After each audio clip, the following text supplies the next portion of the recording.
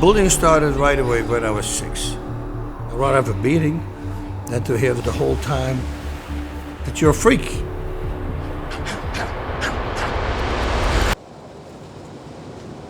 It was all addiction.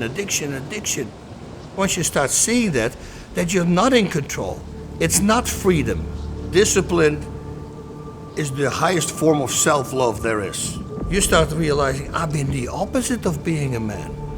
I've never been under control. I just indulge in whatever I want, which I thought was freedom, but it's not freedom. You know, I want to be a man who can overcome his weaknesses, vices, and imperfections. A man who's not a slave to his passions, emotions, and desires, but just a man who's in control of himself.